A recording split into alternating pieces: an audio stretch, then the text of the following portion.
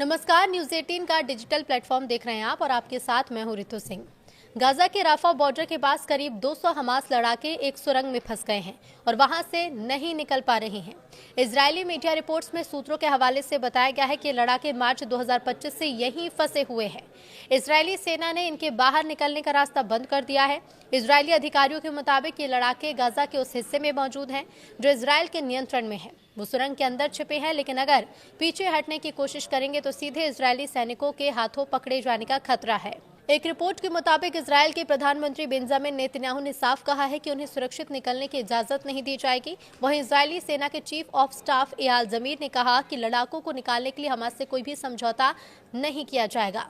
कुछ रिपोर्ट्स में कहा गया था कि अगर हमास के लड़ाके अपने हथियार डाल दे तो उन्हें बाहर निकालने दिया जा सकता है। हालांकि नेतन्याहू के दफ्तर ने इस दावे को झूठा बताया और साफ किया कि किसी भी हमास सदस्य को माफी या सुरक्षित निकलने की इजाजत नहीं होगी।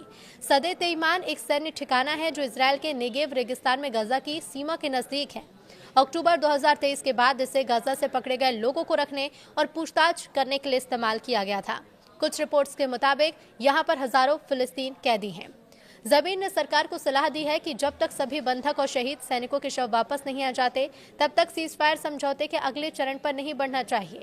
उन्होंने ये भी कहा कि गाजा को पूरी तरह से हथियारों से मुक्त किए बिना वहां किसी तरह का कामकाज शुरू नहीं होना चाहिए।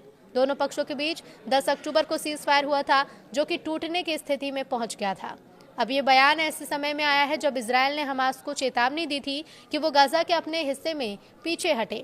इजरायली सेना ने कहा है कि येलो लाइन पार करने वाले किसी भी व्यक्ति को दुश्मन माना जाएगा। इजरायली सेना अभी राफा के सबसे एक बड़े हिस्से पर कब्जा जमाए हुए है। इजरायल के राष्ट्रीय सुरक्षा मंत्री इतामार बेन ग्वीर ने मांग की है कि येलो लाइन के पार पकड़े गए हर हमास लड़ाकों को मार दिया जाए या गिरफ्तार किया जाए। उन्होंने रिहाई को मजाक बताया। सूत्रों के हवाले से बताया गया है कि राफा में मौजूद हमास के लड़ाके जिनसे पिछले 7 से 8 महीने से संपर्क नहीं हो पाया, शायद ये भी नहीं जानते कि अब सीजफायर लागू हो चुका है।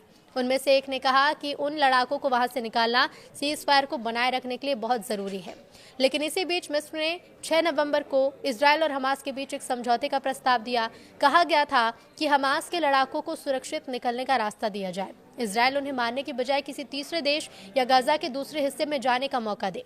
तो वही समझौते के तहत लड़ाकों को छोड़ने के बदले में हमास के लड़ाके हथियार डालने और गाजा के नीचे बनी सुरंगों को पूरी जानकारी देंगे ताकि इजरायल उन्हें नष्ट कर पाएगा। इस डील से मिस्र चाहता था कि युद्ध विराम कायम रहे क्योंकि राफा में लड़ाई बढ़ने से फिर से युद्ध छिड़ सकता था। ये प्रस्ताव अमेरिका और कतर की जानकारी में था ताकि गाजा में चल रहे संघर्ष विराम को बचाया जा सके।